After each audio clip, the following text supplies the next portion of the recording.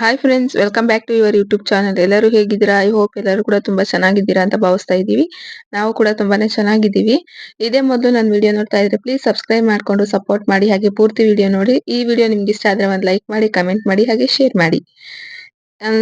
ನಮ್ಮ ಅಂಗಡಿಗೆ ಇವತ್ತು ರೇಷನ್ ತಂದಿದ್ರು. ಜೋಡ್ಸೋಣ ಅಂತ ಇವಾಗ ಕುತ್ಕೊಂಡಿದ್ದೀನಿ.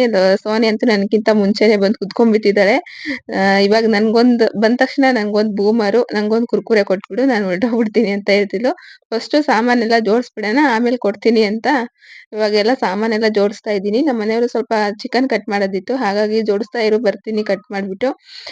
ಅಂದ್ರೆ ಸ್ವಲ್ಪ ಶಾಂಪೂ ಅವು ಕುರ್ಕುರೆ ಅವು ಇರುತ್ತಲ್ಲ, ಅದನ್ನೆಲ್ಲ ತೆಗ್ದಿಡು, ನೇತಾಕು. ಆಮೇಲೆ ಅಂದ್ರೆ ದೊಡ್ಡ ದೊಡ್ಡ ರೇಷನ್ ಆಗಿರ್ಬೋದು, ಅಂದ್ರೆ ಹಿಟ್ಟು, ಗೋಧಿ ಹಿಟ್ಟು, ರವೆ ಈ ತರ ಎಲ್ಲ ನೀನ್ ಕೊಡು ಅಂತ ನಾನು ಜೋಡಿಸ್ತೀನಿ ಅಂತ ಹೇಳಿದ್ರು. ಹಾಗಾಗಿ ನಾನಿವಾಗ ಕುರ್ಕುರೆ ಮತ್ತೆ ಉದ್ಗಡ್ಡಿ ಅದೆಲ್ಲ ಜೋಡಿಸ್ಕೊಂತಾ ಇದ್ದೀನಿ. ಅಂದ್ರೆ ಅಂಗಡಿ ಸ್ವಲ್ಪ ಚಿಕ್ಕದಾಗಿ ಇದೆ. ಅಂದ್ರೆ ನಾವ್ ಯಾವ್ದೇ ತರ ಇದೆಲ್ಲ ಹಾಕ್ಸಿಲ್ಲ. ಕಲ್ಲಿರುತ್ತಲ್ಲ, ಮನೆಗ್ ಹಾಕಿಸ್ತೀವಲ್ಲ ಕಲ್ಲು, ಶೆಲ್ಫ್ ಕಲ್ಲು, ಆ ಕಲ್ಲನ್ನ ಹಾಕ್ಸಿದೀವಿ. 6 ಕಲ್ಲನ್ನ ಹಾಕ್ಸಿದೀವಿ ಸೈಡ್ ಈ ಕಡೆ ಅಂತ. ಫಸ್ಟ್ ನಾವು ಅಂಗಡಿ ಮಾಡ್ಬೇಕಾದ್ರೆ ಅಷ್ಟು ನಮಗೆ ಐಡಿಯಾ ಇರ್ಲಿಲ್ಲ ಏನಕ್ಕೆ ಏನೇನ್ ಹಾಕಿಸ್ಬೇಕು ಅಂತ. ಸಡನ್ ಆಗಿ ಅಂಗಡಿ ಇಟ್ಬಿಟ್ವಲ್ಲ, ಅವಾಗ ಏನು ಗೊತ್ತಾಗ್ಲಿಲ್ಲ. ಹಾಗಾಗಿ ಶೆಲ್ಫ್ ಕಲ್ಲನ್ನೇ ಹಾಕ್ಸಿದ್ವು. ಹಾಗಾಗಿ ಶೆಲ್ಫ್ ಕಲ್ಲೇ ಮೇಲೆ ಇವಾಗ ಎಲ್ಲ ಇಟ್ಕೋಬೇಕು. ಒಂದೊಂದ್ಸತಿ ಫುಲ್ ಅಂಗಡಿ ಫುಲ್ ತುಂಬ್ಕೊಂಡ್ಬಿಟ್ರೆ ಫುಲ್ ಅಂದ್ರೆ ಓಡಾಡಕ್ ಜಾಗ ಇಲ್ಲದೆ ಫುಲ್ ಇಕ್ಕಟ್ಟಾಗ್ಬಿಡುತ್ತೆ. ಹಾಗಾಗಿ ಸ್ವಲ್ಪ ನೇತಾಕಿರೋದೇ ಜಾಸ್ತಿ, ಶಾಂಪೂ ಅವು ಇವು ಅಂತ. ಬಿಸ್ಕೆಟು ಅದೆಲ್ಲ ಇದೆಯಲ್ಲ, ಅದನ್ನ ಶೆಲ್ಫ್ ಕಲ್ ಮೇಲೆ ಜೋಡಿಸ್ಬೇಕು. ಅದು ಗ್ಲಾಸ್ ಮಾಡಿಸ್ಬೇಕಾಗಿತ್ತು, ಇದು ಕಬೋರ್ಡ್ ತರ. ಅದು ನಮಗೆ ಸರಿಯಾಗಿ ಗೊತ್ತಾಗ್ಲಿಲ್ಲ ಫಸ್ಟ್ ಟೈಮ್ ಮಾಡ್ಬೇಕಾದ್ರೆ. ಹಾಗಾಗಿ ಅದು ಶೆಲ್ಫ್ ಕಲ್ ಮೇಲೆ ಎಲ್ಲ ಜೋಡಿಸ್ಕೊಂಡು ಸ್ವಲ್ಪ ಇಕ್ಕಟ್ಟಾಗುತ್ತೆ ಅಂಗಡಿ ಅಂತೂ. ಹಾಗೆ ಇವಾಗ ಕಂಫರ್ಟ್ ಆಗಿರ್ಬೋದು, ಟೈಡ್ ಅಂಗಡಿಗೆ ಏನಿಲ್ಲ ಅಂದ್ರೂ ಕಮ್ಮಿ, ಒಂದಿಲ್ಲ ಅಂದ್ರೂ ಬೇರೆಯವ್ರ ಅಂಗಡಿಗೆ ಹೋಗ್ತಾರೆ. ಹಾಗಾಗಿ ಅದ್ರಲ್ಲೂ ನಮ್ಮ ಮನೆಯವ್ರು ಇವತ್ತು ಬರ್ದಿದ್ದ ಐಟಮ್ ಅಲ್ಲಿ 4-5 ಐಟಮ್ ಕೂಡ ಮರ್ತು ಬಂದಿದ್ರು. ಮತ್ತೆ ಅಂಗಡಿಲೂ ಇರ್ಲಿಲ್ಲ ಅಂದ್ರು. ಹಾಗಾಗಿ ಬೆಳಗ್ಗೆನೆ ಲೀಸ್ಟ್ ಮಾಡಿ ತಗೊಂಡೋಗಿದ್ರು. ಎಷ್ಟು ಸಾವಿರದ ಸಾಮಾನ್ ತಂದ್ವು ಅಂದ್ರೆ 30,000 ಏನೋ ಆಯ್ತು, 30,000 ಚಿಲ್ಲರೆ ಏನೋ ಆಯ್ತು ಅಂತ ಅಂದ್ರು. ಅಂದ್ರೆ ಒಂದ್ ಮೂಟೆ ಸಕ್ಕರೆ ಮತ್ತೆ ಅವಲಕ್ಕಿ ಎಲ್ಲ ಒಂದೊಂದು ಮೂಟೆ ತಂದ್ರಲ್ಲ, ಹಾಗಾಗಿ ಸ್ವಲ್ಪ ಜಾಸ್ತಿ ಅಮೌಂಟ್ ಆಗಿದೆ. ಹಾಗೆ ಮಾಮ್ಸ್ ಮ್ಯಾಜಿಕ್ ಬಿಸ್ಕೆಟ್ ಆಗಿರ್ಬೋದು, ಗುಡ್ಡೆ ಅದೆಲ್ಲ ಒಂದೊಂದು ಬಾಕ್ಸ್ ತಂದ್ಬಿಟ್ಟಿದ್ದಾರೆ. ಆಗಾಗ್ಲೇ ಹೋಗಕ್ಕಾಗಲ್ಲ, ಅಂದ್ರೆ ತೋಟದ ಕೆಲಸ, ಹೊಲದ ಕೆಲಸ ಅಂತ ಬ್ಯುಸಿ ಆಗ್ಬಿಡ್ತೀವಿ. ಅಂಗಡಿ ಕಡೆ ಜಾಸ್ತಿ ತಲೆನೇ ಕೆಡ್ಸ್ಕೊಂಡಿಲ್ಲ ಈ ಸತಿ ಅಂತೂ. ಅಂದ್ರೆ ಈ ಸತಿ ಮೆಡಿಸಿನ್ ಹಾಕಿದ್ರು, ಮತ್ತೆ ಅಡಿಕೆ ಗಿಡಕ್ಕೆ ಅದು ಇದು ಗೊಬ್ಬರ ಹಾಕಕ್ ಹೋದ್ವಲ್ಲ, ಹಾಗಾಗಿ ಅಂಗಡಿ ಕಡೆ ಸ್ವಲ್ಪ ಜಾಸ್ತಿ ಇದೇ ಮಾಡ್ಲಿಲ್ಲ. ಹಾಗಾಗಿ ಇವತ್ತು ಸಾಮಾನ್ ತಂದಿದ್ರು. ಇನ್ನು ನಮ್ಮ ಮನೆಯವ್ರು ಬರೋಷ್ಟ್ರಲ್ಲಿ ನಾನು ಸಾಮಾನ ಜೋಡ್ಸೋಣ ಅಂತ ಎಲ್ಲ ಜೋಡಿಸ್ತಾ ಇದ್ದೀನಿ.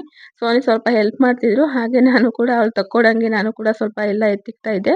ಹಾಗೆ ಚಿಕನ್ ಮಸಾಲೆ, ಅದು ಶುಂಠಿ ಬೆಳ್ಳುಳ್ಳಿ ಪೇಸ್ಟು, ಕಬಾಬ್ ಪೌಡ್ರು, ಬಿರಿಯಾನಿ ಪೌಡ್ರು, ಎಂತೆಂಥ ಪೌಡ್ರು ಬೇಕು ಎಲ್ಲ ಪೌಡ್ರು ಕೂಡ ತಂದಿದ್ರು ಅಂಗಡಿಗೆ. ಅದನ್ನು ಕೂಡ ಇವಾಗ ಜೋಡಿಸ್ತಾ ಇದ್ದೀನಿ. ಅಂಗಡಿಗೆ ಚಿಕನ್ ಎಲ್ಲ ಮಾರ್ತೀವಲ್ಲ, ಹಾಗಾಗಿ ಸ್ವಲ್ಪ ಚಿಕನ್ಗೆ ಬೇಕಾಗಿರುವಂಥ ಐಟಮ್ಸ್ ಎಲ್ಲ ಪ್ರತಿಯೊಂದು ಐಟಮ್ಸು ಬೇಕು. ತುಂಬಾ ಜನ ಕೇಳ್ತಾರೆ, ಕಬಾಬ್ ಪೌಡರ್ ಆಗಿರ್ಬೋದು, ಬಿರಿಯಾನಿ ಪೌಡ್ರು, ಈ ಗರಂ ಮಸಾಲ ಮತ್ತೆ ಶುಂಠಿ ಬೆಳ್ಳುಳ್ಳಿ ಪೇಸ್ಟ್ ಅದು ಕಂಪಲ್ಸರಿ ಇರಲೇಬೇಕು. ಏನಿಲ್ಲ ಅಂದ್ರೂ ನಮ್ಮ ಅಂಗಡಿಗೆ ಅದಿದ್ರೇನೆ. ಅಂದ್ರೆ ಚಿಕನ್ ಇಲ್ಲೇ ಮಾಡ್ತೀವಿ, ಅದೆಲ್ಲ ಇಟ್ಕೊಬೇಕು ಅಂತ ಹೇಳ್ತಿರ್ತಾರೆ ಯಾವಾಗಲೂ. ಅಂದ್ರೆ ಅವಾಗವಾಗ ಖಾಲಿ ಆಗಿರ್ತಾ ಇರುತ್ತೆ. ಅವಾಗ ಖಾಲಿ ಆದ್ಮೇಲೆ ಹಂಗೆ ಹೇಳಿದ್ರೆ ನೀವು ಇಟ್ಕೊಬೇಕಣಮ್ಮ ಅಂತ ಹೇಳ್ತಾ ಇರ್ತಾರೆ ತುಂಬಾ ಜನ. ಹಾಗಾಗಿ ಅದನ್ನೆಲ್ಲ ಇವತ್ತು ತಂದಿದ್ದಾರೆ. ಅದನ್ನೆಲ್ಲ ಇವಾಗ ಜೋಡಿಸ್ಕೊಂತಾ ಇದ್ದೀನಿ. ಇದನ್ನ ಫುಲ್ ಜೋಡಿಸೋ ಅಷ್ಟರಲ್ಲಿ ನಂಗಂತೂ ಸುಸ್ತೇ ಆಯಿತು. ನೆಗಡಿ ಬೇರೆ ಆಗಿತ್ತು, ಫುಲ್ ತಲೆನೋವು. ಅದರಲ್ಲೇ ಸ್ವಲ್ಪ ಬಗ್ಗಿ ಅದನ್ನೆಲ್ಲ ಜೋಡಿಸ್ಕೊಂತಾ ಇದ್ದೀನಿ. ಅಷ್ಟರಲ್ಲಿ ಅತ್ತೆ ಕೂಡ ಬಂದರು. ಹಾಗೆ ಅಂಗಡಿಗೆ ಕೂಡ ಬರ್ತಾ ಇದ್ರು, ಅದು ಕೊಡಿ ಇದು ಕೊಡಿ ಅಂತ. ಹಾಗಾಗಿ ಅಷ್ಟರಲ್ಲಿ ನಮ್ಮ ಅತ್ತೆ ಬಂದರು. ಅವ್ರಿಗೆ ಕೊಟ್ಟೆ, ಕೊಡತ್ತೆ ನೀನೇ ಇಸ್ಕೊಂಡು ಅಂತ ನಮ್ಮ ಅತ್ತೆ ಕೊಡ್ತಾ ಇದ್ರು. ನಾನು ಹಂಗೆ ಜೋಡಿಸ್ಕೊಂತಾ ಇದ್ದೀನಿ. ನಮ್ಮ ಲಸುಗಂತೂ ಬೂಸ್ಟ್ ಅಂದ್ರೆ ಅವನಿಗೆ ತುಂಬಾನೇ ಇಷ್ಟ. ಅದನ್ನ ಹಾಗೆ ತಿಂತಾನೆ. ಅಂದ್ರೆ ಹಾಲಲ್ಲಿ ಹಾಕಿ ಕೊಡ್ತೀನಿ ಅಂದ್ರು ಕೇಳಲ್ಲ, ಬಾಯಿಂದಾನೆ ಹಂಗೆ ಕಿತ್ಕೊಂಡ್ ತಿಂದ್ಬಿಡ್ತಾನೆ. ಹಾಗಾಗಿ ಅದು ಕೂಡ ಒಂದು ಪ್ಯಾಕ್ ತಂದಿದ್ದಾರೆ. ಸೋನಿಗೋಸ್ಕರ ಅಂತ ಮ್ಯಾಗಿ ತಂದಿದ್ದಾರೆ. ಅಷ್ಟ್ರಲ್ಲಿ ಸೋನಿ ಹೇಳ್ತಿದ್ರು, ಮ್ಯಾಗಿ ಒಂದ್ ಪ್ಯಾಕೆಟ್ ಕೂಡ ಹೋಗಿಲ್ಲ, ನಾಳೆ ಅಂತೂ ಮ್ಯಾಗಿ ಮಾಡಿ ತಿಂದೇ ಬಿಡ್ಬೇಕು ಅಂತ ಹೇಳ್ತಿದ್ಲು. ನನ್ಗಂತೂ ನಗ ಬರ್ತಿತ್ತು. ಇವಳೇನ್ ತಂದು ಒಂದು ಕೂಡ ವ್ಯಾಪಾರ ಆಗಿಲ್ಲ, ಆಗ್ಲೇ ತಿಂದ್ ಬಿಡ್ಬೇಕು ಅಂತ ಇವಾಗಲೇ ಹೇಳ್ತಿದ್ದಾಳೆ ಅಂತ. ಹಾಗೆ ಇವಾಗ ನಮ್ಮ ಅತ್ತೆ ಕೂಡ ಸ್ವಲ್ಪ ಹೆಲ್ಪ್ ಮಾಡ್ತಿದ್ರು. ಅಂದ್ರೆ ಈ ಖಾರಗಳು ಅದೆಲ್ಲ ಇರುತ್ತಲ್ಲ, ಅದನ್ನ ಬಾಕ್ಸಿಗೆ ಹಾಕ್ತಿದ್ರು. ಫೈನಲಿ ನಾನು ಈ ತರ ಜೋಡಿಸಿದ್ದೆ. ಇವಾಗ ನಮ್ಮ ಮನೆಯವ್ರು ಬಂದು ಇವಾಗ ಅವರು ಗುಟ್ಕಾ ಐಟಮ್ಸ್ನೆಲ್ಲ ಜೋಡಿಸ್ತಾ ಇದ್ದಾರೆ. ಅಂದ್ರೆ ಸೋಪಿನ ಬಾಕ್ಸ್ ಇರುತ್ತಲ್ಲ, ಅರ್ಸನು ಅದೊಂದು ಪೂರ್ತಿ ಒಂದು ಬಾಕ್ಸ್ ತಂದ್ಬಿಟ್ಟಿದ್ರು. ಹಾಗಾಗಿ ಅವರು ಮೇಲೆಲ್ಲ ಇವಾಗ ಎತ್ತಿದ್ದು ಆ ಮೇಲ್ಗಡೆ ಎಲ್ಲ ಜೋಡಿಸ್ತಾ ಇದ್ರು. ಈ ತರ ಜೋಡ್ಸಕ್ಕೆ ಕೈ ಮೇಲ್ಮೇ ಮಾಡಿನೇ ಫುಲ್ ಕೈಯೆಲ್ಲ ನೋವು ಬಂದ್ಬಿಡ್ತು. ಅಷ್ಟ್ರಲ್ಲಿ ನಮ್ಮ ಮನೆಯವ್ರು ಬಂದು ಸೋಪ್ನೆಲ್ಲ ಮೇಲ್ಗಡೆ ಜೋಡಿಸ್ತೀನಿ ಅಂತ ಅವರೇ ಜೋಡಿಸ್ತಾ ಇದ್ದಾರೆ. ಒಂದ್ ಸೋಪ್ ಅಂತೂ ಇವಾಗಂತೂ ಅರ್ಸನ್ ಸೋಪ್ ರೇಟ್ ಕೇಳಕ್ಕಾಗಲ್ಲ. ದಿನೇ ದಿನೇ ಒಂದೊಂದೇ ರೇಟ್ ಜಂಪ್ ಆಗ್ತಾ ಇದೆ. 26-27 ರೂಪಾಯಿ ಒಂದ್ ಸೋಪು. ಅಂದ್ರೆ ಫುಲ್ ಒಂದ್ ಎಷ್ಟು ಒಂದ್ 2 ಸತಿ ಬಟ್ಟೆ ತೊಳಿಬಹುದು ಅಷ್ಟು ಇದಾಗುತ್ತೆ. ಅರ್ಶಿನ ಸೊಪ್ಪು ತುಂಬಾ ಚೆನ್ನಾಗಿ ಕೊಳೆ ಹೋಗುತ್ತೆ. ಹಳ್ಳಿ ಕಡೆ ಅಂತೆ ಅದೇ ಯೂಸ್ ಆಗೋದು. ಹಾಗೆ ಕಡ್ಲೆ ಹಿಟ್ಟು ಕೂಡ ತಂದಿದ್ರು. ಅದನ್ನೆಲ್ಲ ಇವಾಗ ಜೋಡಿಸ್ಕೊಡ್ತಾ ಇದ್ದೀನಿ. ಅಂದ್ರೆ ಚೀಲದಿಂದ ಕೊಡ್ತಾ ಇದ್ದೀನಿ. ನಮ್ಮ ಮನೆಯವ್ರು ಜೋಡಿಸ್ತೀನಿ ಅಂದ್ರು. ಫಸ್ಟ್ ಎಲ್ಲ ತೆಗೆದುಕೊಬಿಡೋಣ ಅಂದ್ಬಿಟ್ಟು ಚೀಲದಿಂದ ಇವಾಗ ತೆಗಿತಾ ಇದ್ದೀನಿ.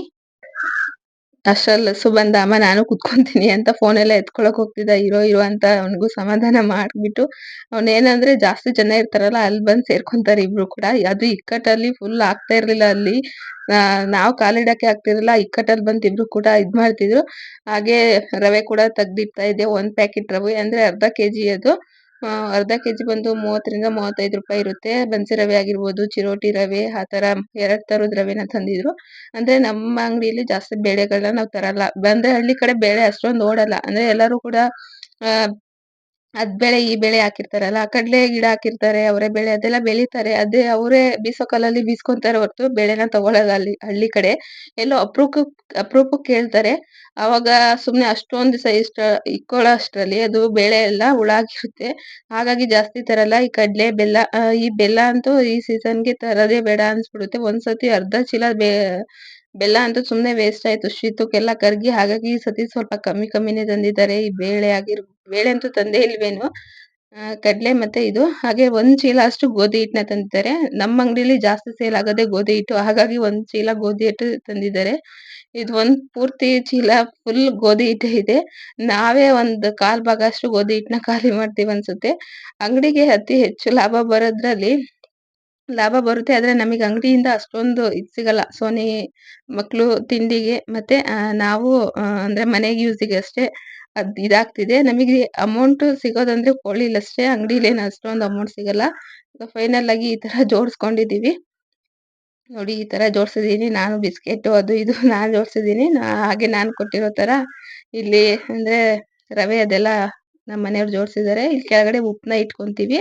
ಅಂದ್ರೆ ಮಕ್ಳು ಅದ್ A4 ಶೀಟ್ ಆಗಿರ್ಬೋದು, ಎಕ್ಸಾಮ್ ಶೀಟು ಅದೆಲ್ಲ ತಂದಿದ್ದೀವಿ. ಅದ್ ಸ್ವಲ್ಪ ಖಾಲಿ ಆಗಿದೆ. ಮತ್ತೆ ಒಂದ್ಸತಿ ತರ್ಬೇಕು ಅಂತ ಹೇಳ್ತಿದ್ರು. ಹಾಗೆ ಗುಟ್ಕಾ ಐಟಮ್ಸ್ ನೋಡಿ. ಗುಟ್ಕಾ ಐಟಮ್ಸ್ ಅಂತೂ ತುಂಬಾನೇ ಹೋಗುತ್ತೆ. ಅತಿ ಸೇಲ್ ಆಗೋದು ಅಂದ್ರೆ ಈ ಹಿಮಾಲ್ ಅಂತೀವಲ್ಲ ಅದೇ ನಮ್ಮ ಅಂಗಡಿಲಿ ಜಾಸ್ತಿ ಸೇಲ್ ಆಗೋದು. ಹಾಗೆ ಅದನ್ನು ಕೂಡ ತುಂಬಾ ತಂದಿದ್ರು. ಹಾಗೆ ಇದನ್ನೆಲ್ಲ ಜೋಡಿಸ್ಕೊಂಡಿದೀವಿ. ಕಡ್ಲೆ ಹಿಟ್ಟು ಸೊಪ್ಪಂತೂ ಹಳ್ಳಿ ಕಡೆ ಫುಲ್ ಫೇಮಸ್ ಆಗ್ಬಿಟ್ಟಿದೆ. ಯಾರ್ ಬಂದ್ ಕೇಳಿದ್ರು ಫಸ್ಟು ಕಡ್ಲೆ ಹಿಟ್ಟು ಸೊಪ್ಪನ್ನ ಕೇಳ್ತಾರೆ. ಸಂತೂರ್ ಅಂತೂ ಹೋಯ್ತು, ಲೈಫ್‌ಬಾಯ್ ಹೋಯ್ತು. ಇವಾಗ ಕಡ್ಲೆ ಹಿಟ್ಟು ಸೋಪ್‌ನ ಇದಾಗಿದೆ. ಹಾಗೆ ಉಳಿಯಾರಿಂದ ನಮ್ಮ ಮನೆಯವರು ಅಂದ್ರೆ ಸಾಮಾನ್ ತರಕ್ ಹೋಗಿದ್ರಲ್ಲ, ಪಾನಿಪುರಿನ ತಂದಿದ್ರು. ಹಾಗಾಗಿ ಲಸು ಮತ್ತೆ ನಾನು ಇವಾಗ ಇಬ್ರು ಕೂಡ ಕಲ್ಸ್ಕೊಂಡ್ ತಿನ್ನೋಣ ಅಂದ್ಬಿಟ್ಟು ಅವಾಗೆಲ್ಲ ಕಲಸ್ಕೊಂತಾ ಇದೀವಿ. ಅಂದ್ರೆ ಗೋಬಿ ಕೂಡ ತಂದಿದ್ರು. ಅದು ಸೋನಿ ಫುಲ್ ತಿಂದು ಮುಗಿಸ್ಬಿಟ್ಟಿದ್ದಾಳೆ. ಅವಳು ಪಾನಿಪುರಿ ಅಷ್ಟು ಇಷ್ಟ ಪಡಲ್ಲ. ಹಾಗಾಗಿ ನಾನು ಮತ್ತೆ ಲಸು ಇಬ್ರು ಕುತ್ಕೊಂಡು ಇವಾಗ ಪಾನಿಪುರಿ ತಿನ್ನೋಣ ಅಂದ್ಬಿಟ್ಟು ಪಾನಿಪುರಿಲಿ ಇದಿರುತ್ತಲ್ಲ ಅಂದ್ರೆ ಅದು ಬೇಯಿಸಿರೋ ಬಟಾಣಿ ಅದನ್ನ ಲಸು ಎತ್ಕೊಳಕ್ ಹೋಗ್ತಿದ್ದಾನೆ. ಸ್ಪೂನಿಂದ ತಿನ್ನು ಅಂದ್ರು ಕೇಳ್ತಿಲ್ಲ. ಅದು ಕೈಯಿಂದಾನೇ ಎತ್ಕೊಳಕ್ ಹೋಗ್ತಿದ್ದಾನೆ. ಕೊಡೋ ತನಕ ಅವ್ನಿಗೆ ಸಮಾಧಾನ ಇಲ್ಲ. ಹಾಗೆ ಅವ್ನಿಗೂ ಕೂಡ ತಿಂದೆ. ಇದು 2 ಡೇಸ್ ಕಂಟಿನ್ಯೂ ಆಗಿರುತ್ತೆ. ಹಾಗೆ ನೆಕ್ಸ್ಟ್ ಡೇ ಇದು ಸ್ವಲ್ಪ ಹುರುಳಿಕಾಳು ಅಂದ್ರೆ ಮೊಳಕೆ ತೆಗ್ದಿದ್ನಲ್ಲ ಇವಾಗ ಅಂದ್ರೆ ಬಸ್ಸಾರ್ ಮಾಡೋಣ ಅಂದ್ಬಿಟ್ಟು ಹಲಸಿನ ಹಣ್ಣು ಬೀಜ ಇದೆಯಲ್ಲ ಅದನ್ನ ಸಿಪ್ಪೆ ತೆಗೆದ್ಬಿಟ್ಟು ಇವಾಗ ಸಾಂಬಾರ್ಗೆ ಬಸ್ಸಾರ್ಗೆ ಅಂದ್ಬಿಟ್ಟು ಕುಕ್ಕರ್ನಲ್ಲಿ ಇಟ್ಟಿದ್ದೀನಿ. ಒಂದ್ 3 ವಿಷಲ್ ಬಂದ್ರೆ ಸಾಕು. 3 ವಿಷಲ್ ಬರೋಷ್ಟ್ರಲ್ಲಿ ನಾನು ಕೂಡ ಟೀನ ಇಟ್ಕೊಂಡೆ. ಹಾಗೆ ಟೀ ಇಟ್ಬಿಟ್ಟು ನಮ್ಮ ಅತ್ತೆಯವರು ಕೂಡ ಸೌತೆಕಾಯಿ ಬಿಡ್ಸಕ್ ಹೋಗಿದ್ರು. ಅಂಗಡಿ ಹತ್ರ ಬಂದು ಇವಾಗ ದೀಪನೆಲ್ಲ ಹಚ್ಚಿ ಬಂದೆ. ಅಷ್ಟರಲ್ಲಿ ವಿಷಲ್ ಎಲ್ಲ ಹೊಡೆದಿತ್ತು. ನೋಡಿ ಈ ತರ ಚೆನ್ನಾಗಿ ಬೆಂದಿದೆ. ಇವಾಗ ನೀರ್ ಬೇರೆ ಮತ್ತೆ ಕಾಳುಗಳನ್ನ ಬೇರೆ ಬೇರೆ ಬಸ್ಕೊಂತಾ ಇದ್ದೀನಿ. ತುಂಬಾನೇ ಚೆನ್ನಾಗಿರುತ್ತೆ ಬಸ್ಸಾರು. ಅಂದ್ರೆ ಹಲಸಿನ ಹಣ್ಣು ಬೀಜ ಹಾಕಿರ್ತೀವಲ್ಲ ಆ ಬೀಜ ಅಂತೂ ಹಂಗೆ ತಿನ್ಬೇಕಾಗುತ್ತೆ. ಹೆಚ್ಚು ಪ್ರೋಟೀನ್ಗಳಿರುತ್ತೆ. ತಲೆ ಕೂದಲು ಆ ತರ ಏನು ಉದ್ರಲ್ಲ ಆ ಬೀಜಗಳು ತಿನ್ನೋದ್ರಿಂದ. ಆದ್ರೆ ಮತ್ತೆ ಚಿಕ್ಕ ಮಕ್ಳಿಗೆ ಕೊಡಬಾರ್ದು ಅಂತ ಹೇಳ್ತಿದ್ದಾರೆ. ಇಷ್ಟು ಹುರ್ಕೊಂಡಿದ್ದೀನಿ ಬಸ್ಸಾರ್ಗೆ. ಹಿಂದಿನ ವಿಡಿಯೋದಲ್ಲಿ ಬಸ್ಸಾರ್ ಮಾಡೋದು ಹೇಗೆ ಅಂತ ತಿಳಿಸ್ಕೊಟ್ಟಿದ್ದೆ. ಹಾಗಾಗಿ ಇದ್ರ ಬಗ್ಗೆ ಜಾಸ್ತಿ ಏನ್ ಹೇಳಕ್ ಹೋಗ್ತಿಲ್ಲ. ಹಾಗೆ ಬೇಯಿಸ್ಕೊಂಡಿರೋಂಥ ಹುರುಳಿಕಾಳನ್ನು ಕೂಡ ಹಾಕೊಂಡು ರುಬ್ಕೊಂಡಿದೀನಿ.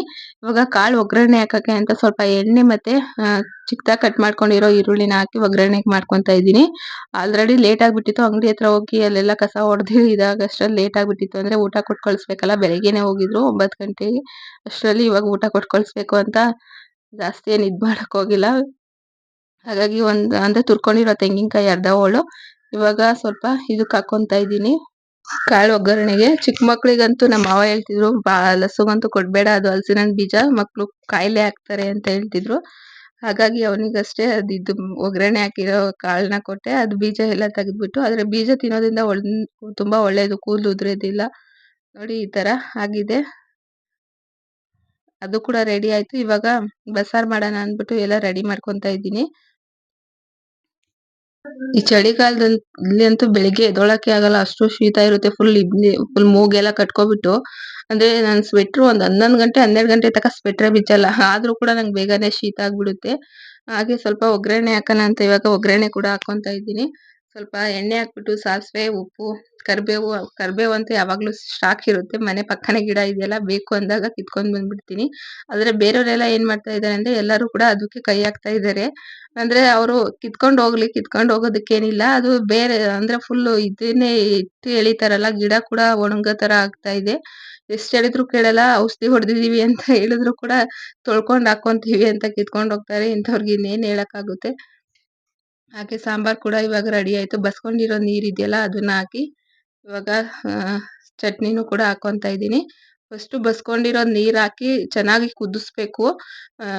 ರುಬ್ಕೊಂಡಿರೋಂಥ ಖಾರನ. ಅಷ್ಟ್ರ ಸೋನಿ ಬಂದು ಬಿಸ್ಕೆಟ್ ತಂದು ನಿಂತಿದ್ದಾಳೆ. ಎಷ್ಟ್ ಹೇಳ್ತೀನಿ ಬಿಸ್ಕೆಟ್ ತಿನ್ಬೇಡ ಕಣೆ, ತಿನ್ಬೇಡ ಅಂತ, ಆದ್ರೂ ಕೂಡ ಮಾತ್ ಕೇಳಲ್ಲ. ಅವ್ರ ತಾತನ ಹತ್ರ ಹೋಗಿ ಫುಲ್ ಇದ್ ಮಾಡ್ಕೊಂಡು ಬಿಸ್ಕೆಟ್ ತಿಂದೇ ಬಿಡ್ತಾಳೆ. ಎಷ್ಟ್ ಹೇಳಿದ್ರು ಕೂಡ ಮಾತೇ ಕೇಳಲ್ಲ. ಹಾಗೆ ಇವಾಗ ಹುಣ್ಸೆ ಹಣ್ಣು ಇತ್ತಲ್ಲ ಅದನ್ನು ಕೂಡ ಕಿವುಚಿ ಹಾಕೊಂತ ಇದ್ದೀನಿ. ಅಂದ್ರೆ ಇದು ಹುಣ್ಸೆ ಹಣ್ಣು ಹೊಡ್ದಿಲ್ಲ, ಅದು ಶೀತಕ್ಕೆಲ್ಲ ಫುಲ್ ಮೆತ್ಕ ಆಗ್ತಾ ಇದೆ. ಹಾಗಾಗಿ ಸ್ವಲ್ಪ ಈ ತರ ನೀರಲ್ಲಿ ಹಾಕಿ ಕಿವುಚ್ಕೊಂಡ್ಬಿಡೋಣ ಅಂತ ನೀರಲ್ಲಿ ಹಾಕಿ ಕಿವುಚ್ಕೊಂಡ್ ಬಿಡ್ತಿದೀನಿ.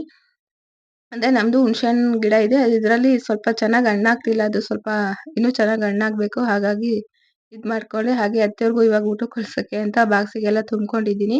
ಇದ್ರಲ್ಲಿ ದೊಡ್ಡ ಬಾಕ್ಸ್ ಅಲ್ಲಿ ಅನ್ನ ಮತ್ತೆ ಕಾಳು ಸಾಂಬಾರ್ನೆಲ್ಲ ಹಾಕೊಂಡಿದ್ದೀನಿ. ಡೈರೆಕ್ಟ್ ಆಗಿ ಮುದ್ದೆ ಮಾಡ್ಬಿಟ್ಟು ಒಂದೇ ಸತಿ ಬಾಕ್ಸಿಗೆ ಹಾಕೊಂಡ್ಬಿಡೋಣ ಅಂದ್ಬಿಟ್ಟು ಇವಾಗ ಮುದ್ದೆಗೆ ಇಟ್ಟಿದ್ದೀನಿ.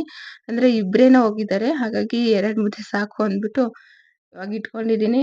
ಇನ್ನೇನು ಮಾವ ನಾನು ಮನೆಯವ್ರು ಒಂದೊಂದ್ ಮುದ್ದೆ ಏನ್ ತಿನ್ನಲ್ಲ.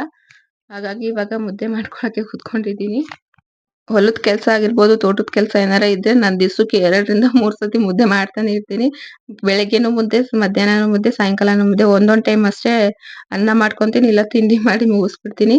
ತಿಂಡಿ ಮಾಡೋದ್ ಸ್ವಲ್ಪ ಕಮ್ಮಿನೇ ಆಗ್ಬಿಟ್ಟಿದೆ. ಅಂದ್ರೆ ಅವಾಗವಾಗ ಮಾಡ್ತೀನಿ. ಆದ್ರೆ ಫಸ್ಟ್ ಯಾವಾಗ್ಲೂ ಜಾಸ್ತಿ ಮುದ್ದೆ ತಿಂತಾ ಇರ್ಲಿಲ್ಲ, ಬರೀ ತಿಂಡಿನೇ ತಿಂತಾ ಇದ್ವು. ಅಂದ್ರೆ ಬೆಳಿಗ್ಗೆ ಅನ್ನ ಮಾಡಿದ್ರೆ ಸಾಯಂಕಾಲ ಚಿತ್ರಾನ್ನ, ಉಪ್ಪಿಟ್ಟು ಆ ತರ ಮಾಡ್ತಿದ್ವಿ. ಇವಾಗಷ್ಟೇ ಮುದ್ದೆ, ಅಂದ್ರೆ ಕೆಲ್ಸದವ್ರು ಬರ್ತಾರಲ್ಲ, ಹಾಗಾಗಿ ಇವಾಗ 2 ಮುದ್ದೆ ಹಾಕಿ ಅದ್ರಲ್ಲೇ ಸಾಂಬಾರ್ ಹಾಕಿ ಇವಾಗ ಕಾಳುಗಳ್ನು ಕೂಡ ಅದ್ರಲ್ಲೇ ಒಂದೇ ಬಾಕ್ಸಲ್ಲಿ ಎಲ್ಲ ತುಂಬಿಸ್ಬಿಟ್ಟೆ. ಹಾಗೆ ಸೋನಿಗೂ ಕೂಡ ಸ್ನಾನ ಮಾಡಿಸಿ ಅವ್ಳಿಗೂ ಕೂಡ ರೆಡಿ ಮಾಡಿದ್ದೆ. ಅವಳು ಹೋಗಿ ಕನ್ನಡಿ ಮುಂದೆ ಫುಲ್ ಡ್ಯಾನ್ಸ್ ಮಾಡ್ತಿದ್ಲು. ನಾನ್ ನೋಡಿದ ತಕ್ಷಣ ಹೋಗಿ ಸುಮ್ನೆ ನಿಂತ್ಕೊಬಿಟ್ಲು. ಏನಕ್ಕೆ ಸುಮ್ನೆ ನಿಂತ್ಕೊಂಡಿದ್ಯಾ ಅಂತ, ನೀನ್ ವಿಡಿಯೋ ಮಾಡ್ತಿದ್ಯಲ್ಲ ಅದಕ್ಕೆ ನಾನ್ ಸುಮ್ನೆ ನಿಂತ್ಕೊಂಡೆ ಅಂತ ಹೇಳಿದ್ರು. ಹಾಗೆ ಮಾವವ್ರಿಗೂ ಕೂಡ ಇವಾಗ ಊಟಕ್ಕೆ ಹಾಕೊಟ್ಟೆ. ಸ್ವಲ್ಪ ಹುರುಳಿಕಾಳಿತ್ತು ನಮಿಗ್ ನೋಡಿ ಈ ಸತಿ ಇಷ್ಟೇ ಹುರುಳಿಕಾಳಾಗಿರೋದು.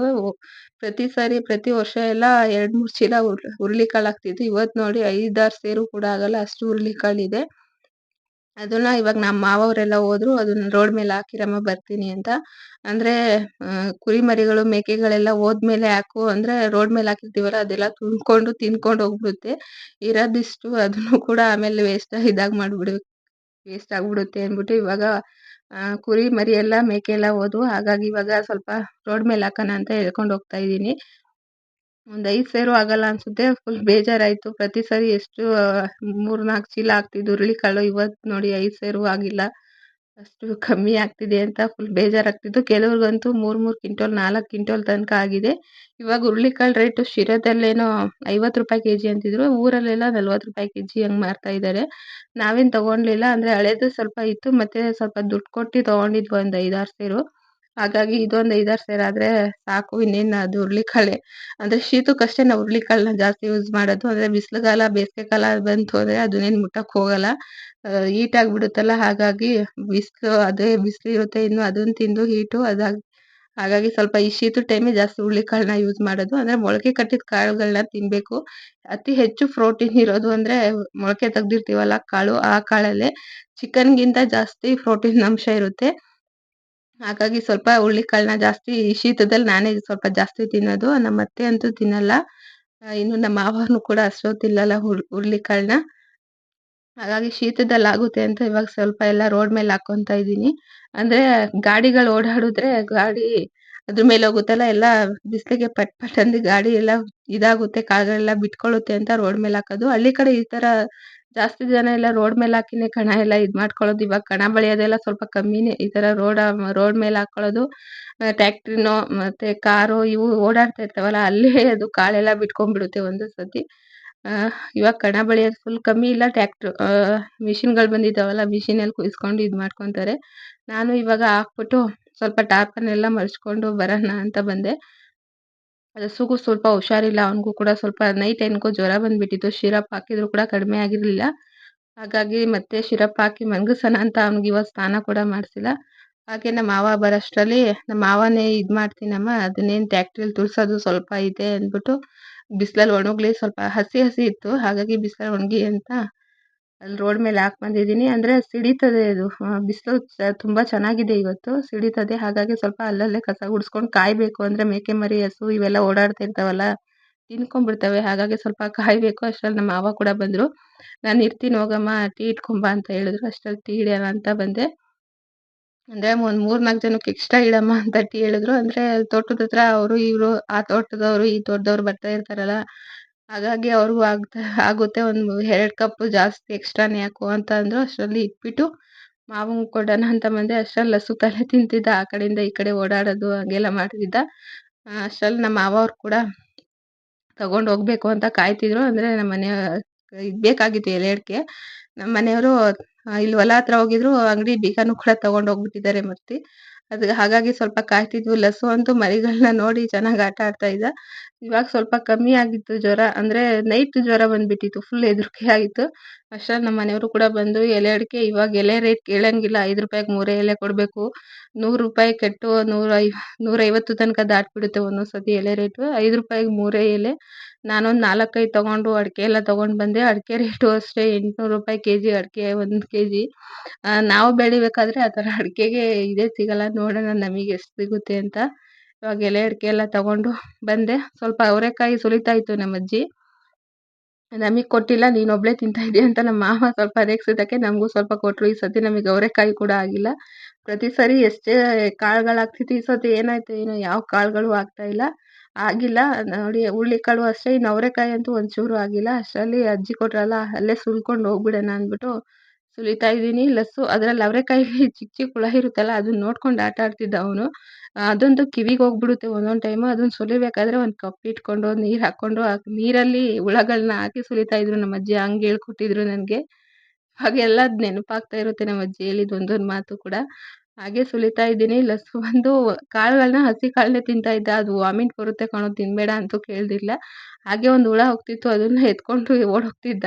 ಒಂಚೂರು ಎದ್ರಲ್ಲ ನೋಡಿ. ಹೆಂಗಿದೆ ಹುಳ, ಎಷ್ಟೊಂದು ಹುಳ ಇತ್ತು ನೋಡಿ. ಇಷ್ಟು ಒಂದು 1/4 kg ಅಷ್ಟು ಬೀಜ ಆಗಿದೆ, ಅವರೆಕಾಯಿ ಬೀಜ. ನೆಕ್ಸ್ಟ್ ಡೇ ಸಾಂಬಾರು ಮಾಡ್ಬೋದು ಅಂತ ಫ್ರಿಡ್ಜ್ ಇಡೋಣ ಅಂತ ಬಂದೆ. ಹಾಗೆ ಮಾವ ಕೂಡ ಒಂದೆರಡು ಎಳ್ನೀರನ್ನ ಕೂಡ ಕಿತ್ಕೊಂಡ್ಬಂದಿದ್ರು ಲಸ್ಸುಗೆ ಅಂತ. ಹುಷಾರಿರ್ಲಿಲ್ಲ ಹಾಗಾಗಿ. ಒಂದು ಅವನಿಗೆ ಕೊಚ್ಚಿ ಕೊಟ್ಟರು, ಇನ್ನೊಂದು ಸೋನಿಗಂತ ಇಟ್ಟಿದ್ರು. ಅವನಂತೂ ಅಮ್ಮಂಗೆ ಕೊಡು ಅಮ್ಮಂಗೆ ಕೊಡು ಅಂತ ಹೇಳ್ತಿದ್ದ ಲಸ್ಸು. ಅವನೇನೇ ತಿಂದ್ರು ಫಸ್ಟ್ ನನಗೂ ಕೂಡ ಸ್ವಲ್ಪ ಕೊಡು ಅಮ್ಮಂಗೆ ಅಂತ ಹೇಳಿದ ತಕ್ಷಣ ಅವ್ನು ಕೊಟ್ಬಿಡ್ತಾನೆ. ಅವನು ಅಷ್ಟೇ, ಏನು ಕುಡಿಯೋಕ್ಕಿಂತ ಮುಂಚೆ ನನಗೆ ಕೊಟ್ಟು ಕುಡಿತಾನೆ. ಅವ್ನು ತುಂಬ ಇದು.